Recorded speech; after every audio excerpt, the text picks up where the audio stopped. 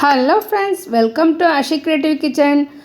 வேஸ்ட்டாக தூக்கி போடக்கூடிய இந்த பாட்டிலையும் வேஸ்ட்டாக தூக்கி போடக்கூடிய இந்த டேட் பாரான மாத்திரையையும் வச்சு நம்ம ரொம்ப யூஸ்ஃபுல்லான விஷயங்கள் தான் பண்ண போகிறோம். அது மட்டும் இல்லாமல் வீட்டுக்கு யூஸ் ஆகக்கூடிய நிறைய கிச்சன் டிப்ஸும் சொல்லியிருக்கேன். வாங்க வீடியோக்குள்ளே போய் பார்க்கலாம். நான் சொன்ன இந்த டிப்ஸ்லாம் உங்களுக்கு பிடிச்சிருந்தா ஒரு லைக் கொடுக்க மறந்துடாதீங்க ஃப்ரெண்ட்ஸ். முதல்ல நம்ம பார்க்க போகிறது தேங்காவை உரிச்சிட்டு அந்த வேண்டான்னு தூக்கி போடக்கூடிய அந்த நாரை வச்சு தான் ஒரு சூப்பரான டிப்ஸ் பார்க்க போகிறோம். வாங்க, இந்த தேங்காய் நாரை இந்த மாதிரி நல்லா அழகாக பிச்சுக்கோங்க. தனித்தனியாக பிச்சிட்டு அதை ஒரு துணியில் வச்சு நல்லா கட்டிக்கோங்க. ஒரு தனியாக ஒரு ரப்பர் பேண்ட் போட்டாலும் சரி, இல்லை அந்த துணியிலே ஒரு சின்னதாக ஒரு பகுதியை கட் பண்ணிவிட்டு அதையே முடிச்சு போட்டு வச்சுக்கிட்டாலும் சரி, இந்த மாதிரி நீங்கள் டைட்டாக போட்டு வச்சுக்கோங்க. இப்போ இது எதுக்கு யூஸ் பண்ண போகிறோம் அப்படின்றத பார்க்கலாம். இந்த தேங்காய் பஞ்சை ஏன் யூஸ் பண்ணுறது இல்லை இப்போ அப்படின்னு பார்த்தீங்கன்னா, இதில் இருக்கிற தேங்காய் நாரை நம்ம தேய்க்க குட்டி குட்டியாக உடஞ்சி அந்த தேங்காய் நார் சிங்கில் போய் அடைச்சிக்கும். அதனால தான் இதை நிறைய பேர் யூஸ் பண்ணாமல் இருக்கிறதுக்கு காரணம். இந்த மாதிரி நம்ம ஒரு மூட்டை மாதிரி கட்டி வச்சுக்கிட்டோம்னா நமக்கு அது ஸ்க்ரப்பர் மாதிரி யூஸ் ஆகும். நம்ம காசு கொடுத்து இனிமேல் ஸ்க்ரப்பர் வாங்காமல் இந்த மாதிரி யூஸ் பண்ணலாம். ட்ரை பண்ணி பாருங்கள். வாங்க நெக்ஸ்ட் டிப் என்னன்றதை பார்க்கலாம். நம்ம வீடு பெருக்கும்போது நிறைய குப்பைங்க இருக்கும். ஒரு சில பொருட்களை நம்ம கை கொண்டு எடுக்க முடியாது, இல்லைனா முறம் தேடுவோம். அந்த மாதிரி இல்லாமல் இந்த மாதிரி ஒரு கவரை எடுத்துக்கிட்டு அந்த கவருக்குள்ளே கையை விட்டுக்கிட்டு நம்ம கையில் கொஞ்சம் கூட தூசுப்படாமல் இந்த மாதிரி அந்த குப்பையை அள்ளிடலாம். அதுக்கப்புறமா மண்ணை மட்டும் தொடப்பத்தால் தள்ளிட்டு போனால் போதும். ஒரு கையில் ஃபோனும் ஒரு கையில் தொடப்பமும் இருக்கிறதுனால குப்பையை அள்ளிட்டு ஒத்த கையிலேயே அதை திருப்ப வேண்டியதாக இருக்குது. நீங்கள் ஒரு கையில் பிடிச்சிக்கிட்ட கூட நீங்கள் திருப்பிக்கலாம். இப்போ பாருங்கள், கையில் கொஞ்சம் கூட தூசு தும்பு எதுவுமே படாமல் அழகாக நம்ம குப்பையை அள்ளிட்டோம். இதுக்காக நம்ம அட்டை முறம் இதெல்லாம் தேடிட்டு இருக்கவே வேண்டியதே இல்லை. இந்த மாதிரி கவர் இருந்துச்சுன்னா அந்த கவரில் குப்பையை அள்ளிட்டு அதை அப்படியே எடுத்துகிட்டு போய் நம்ம குப்பை தொட்டியில் போட்டுடலாம். வாங்க நெக்ஸ்ட் இப்போ என்னன்றதை பார்க்கலாம். நாம் துணிகளை அயர்ன் பண்ணும்போது அந்த ஒயரை எவ்வளோ தூரம் இழுத்தாலும் வரும். பட் ஆனால் நம்ம அயர்ன் பண்ணும்போது அந்த ஒயர் அடியில் மாட்டிக்கும். எங்கே ஷாக் அடிக்க போதும்னு ஒரு சின்ன பயம் இருக்கும். அதுக்கு நம்ம இந்த மாதிரி யூஸ் பண்ணலாம். ஒரு வேஸ்ட்டாக போன ஒரு ஜூஸ் பாட்டிலை எடுத்துக்கோங்க. அதில் இந்த மாதிரி அந்த ஒயரை உள்ளார விட்டுக்கோங்க. உங்களுக்கு எந்த அளவுக்கு வேணுமோ அந்த அளவுக்கு மட்டும் இழுத்து வெளியில் விட்டுட்டு மீதி இருக்கிறத உள்ளே தள்ளி விட்டுடுங்க. இதை அப்படியே கூட நீங்கள் ஸ்டோரேஜ் பண்ணலாம். அப்படி ஸ்டோர் பண்ணும்போது உங்களுக்கு இந்த மாதிரி அயர்ன் பண்ணும்போது எவ்வளோ நீட்டுக்கு வேணாலும் வரும். ஆனால் அந்த ஒயர் அயர்ன் பாக்ஸுக்கு அடியில் போய் மாட்டவே மாட்டாது. அந்த மாதிரி மாட்டாமல் இருந்துக்கிறதுனால உங்களுக்கு ஷாக் அடிக்குமோன்ற ஒரு பயமும் இல்லாமல் இருக்கும். ஏன்னா அயர்ன் பாக்ஸோட ஹீட்டு பட்டு அந்த ஒயர் மெல்ட் ஆகிறதுக்கு வாய்ப்பு இருக்குது. ட்ரை பண்ணி பாருங்கள். இந்த டிப்ஸ் ரொம்ப யூஸ்ஃபுல்லாக இருக்கும். டிப்ஸ் பிடிச்சிருந்தா ஒரு லைக் போட்டு பாருங்கள். வாங்க நெக்ஸ்ட் இப்போ என்னன்றதை பார்க்கலாம். நம்ம தக்காளி வாங்கிட்டு வருவோம், அதை ஸ்டோரேஜ் பண்ணுவோம். இந்த மழை காலத்தில் பார்த்திங்கன்னா நிறைய தக்காளி வரும்போதே அழுகின மாதிரியே வரும். அதில் சில தக்காளி நல்லாயிருக்கும். அந்த தக்காளியும் சேர்த்து அந்த அழுகின தக்காளி வீணாக்கிடும். அதுக்கு நம்ம முதல்ல நல்லா கழுவிட்டு தொடச்சி எடுத்துக்கோங்க. அதுக்கப்புறமா கொஞ்சமாக உப்பும், ஒரு அரை சிட்டிகை உப்பு, அரை சிட்டிகை மஞ்சத்தூள் ரெண்டுத்தையுமே ஆட் பண்ணி கூடவே தேங்காய் எண்ணெய் ஆட் பண்ணி நல்லா கலந்து எடுத்துக்கோங்க. அதை இந்த மாதிரி தக்காளியோட காம்பு பகுதியில் நல்லா பூசி விட்டுட்டு தனியாக எடுத்து வச்சுக்கோங்க.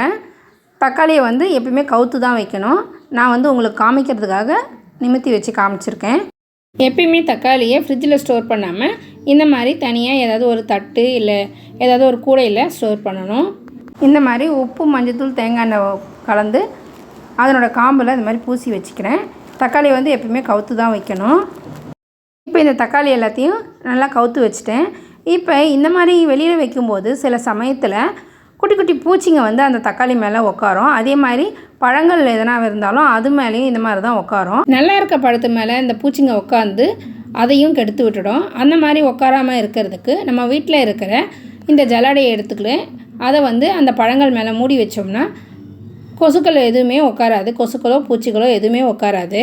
ட்ரை பண்ணி பாருங்கள். இதுக்காக நம்ம ஆன்லைனில் எந்த ஒரு ஐட்டமும் வாங்காமல் நம்ம வீட்டில் இருக்கிற பொருளை வச்சு அந்த தக்காளியை நம்ம பாதுகாத்துக்கலாம். ஒரு 4 நாளைக்கு முன்னாடி இந்த வீடியோ போட்டிருந்தேன். இதில் வந்து ஒரு சப்ஸ்கிரைபர் கேட்டிருந்தாங்க, இந்த அகல் விளக்கை நீங்கள் சுடுதண்ணில் போட்டே கழுவிருக்கலாமே, ஏன் இவ்வளோ கஷ்டப்பட்டுக்கிட்டு அப்படின்னு சொல்லியிருந்தாங்க. ஆனால் நான் சுடுதண்ணில் கழுவி பார்த்துட்டேன். எனக்கு வந்து அது ஒரு சாட்டிஸ்ஃபேக்ஷனாகவே இல்லை. எத்தனை முறை கழுவினாலும் அந்த எண்ணெய் பிசுக்கு இருந்துகிட்டே இருந்துச்சு. அதனால தான் நான் இந்த டிப்பை வந்து உங்களுக்கு ஷேர் பண்ணியிருந்தேன். அந்த வீடியோவோட லிங்க்கை டிஸ்கிரிப்ஷனில் கொடுக்குறேன், வேணுன்றவங்க செக் பண்ணி பாருங்கள். வாங்க நெக்ஸ்ட் டிப் என்னன்றதை பார்க்கலாம். நம்ம வீட்டில் அழையா விருந்தாளியாக ஒருத்தர் வருவார். அவர் வர்றது மட்டும் இல்லாமல் வந்தவர் போகவும் மாட்டார், நமக்கு கூடவே இருந்துட்டு ரொம்ப தொல்லை கொடுத்துக்கிட்டு நம்ம வீட்டில் இருக்க பொருள்களையும் வீணாக்கிட்டு இருப்பார். அவரை நல்லபடியாக கவனிக்கிறதுக்கு இந்த சில பொருட்களை கொடுத்து வழி அனுப்பி வைப்போம். வாங்க அது என்னன்றதை பார்க்கலாம். இதுக்காக நான் முதல்ல ஒரு டப்பா எடுத்துக்கிட்டேன். இதுக்காக மட்டும் யூஸ் பண்ணுங்கள் அந்த டப்பாவை. அதில் முதல்ல கொஞ்சம் கடல மாவு சேர்த்துக்கோங்க. நான் 3 டீஸ்பூன் அளவு கடல மாவு சேர்த்துக்கிட்டேன். அது கூடவே இந்த எக்ஸ்பைரியான மாத்திரைகளை எடுத்துக்கிட்டேன். அது நல்லா பொடியாக இடிச்சிட்டு இந்த கடல மாவு கூட கலந்துக்கோங்க. நல்லா பொடியாக நுணுக்கிக்கோங்க. அவருக்கு நல்ல ஒரு ட்ரீட்டு கொடுக்கணும் இல்லைங்களா, இந்த உண்டை தான் அவருக்கு ட்ரீட்டு. குழந்தைங்க இருக்கிற வீடாக இருந்தால் அவங்களுடைய கையில் எடுக்க முடியாதபடி அந்த மாதிரி ஹைட்டில் வைங்க. ஏன்னா இது வந்து குழந்தைங்க எடுக்கக்கூடாது. ஏன்னா அவங்க வந்து வாயில் எது வேணாலும் எடுத்து வாயில் வைக்கிறவங்க, அதனால் அவங்க கண்ணில் படாதபடி வைங்க, ஹைட்டில் வைங்க. இப்போ இந்த பொடி பண்ண மாத்திரையோட தூளை இந்த கடலை மாவு கூட சேர்த்து ஆட் பண்ணி நல்லா கலந்து விட்டுக்கிறேன். இப்போ இது கூட 1 டீஸ்பூன் அளவு மிளகாத்தூள் ஆட் பண்ணிக்கிறேன். இது கூடவே கொஞ்சம் கொஞ்சமாக தண்ணி விட்டு சப்பாத்தி மாவு பிசைகிற மாதிரி சப்பாத்தி மாவு பதத்துக்கு பிசைஞ்சிக்கோங்க. நிறைய தண்ணி ஊற்றி பிசையாமல் தண்ணி ஆக்கிடாதீங்க. உருண்டையை சப்பாத்தி உருண்டை வர மாதிரி பிசைஞ்சிட்டு அதை குட்டி குட்டி பால்ஸ் மாதிரி உருட்டி எடுத்துக்கோங்க. இது கூட நீங்கள் அரிசி மாவும் கலந்துக்கலாம், இல்லை மைதா மாவும் கலந்துக்கலாம். இது கூடவே கொஞ்சமாக நாட்டு சர்க்கரை சேர்த்துக்கிறேன். அந்த நாட்டு சர்க்கரையும் அது கூட நல்லா பிசைஞ்சு விட்ருங்க. ஏன்னா இந்த நாட்டு சர்க்கரை சேர்க்கும் போது இன்னும் கொஞ்சம் தண்ணி விட்ட மாதிரி இருக்கும் அந்த பால்ஸு. அதனால் கொஞ்சமாகவே தண்ணி விட்டு பிசைஞ்சு எடுத்துக்கோங்க. உருண்டை வந்து நல்லா குட்டி குட்டி உருண்டைகளாக எடுத்துக்கோங்க. எலிகள் எந்த இடத்துல வந்து அதிக அளவு தொந்தரவு பண்ணுமோ அந்த இடத்துல 1க்கு 2 கூட நீங்கள் வச்சுக்கலாம்.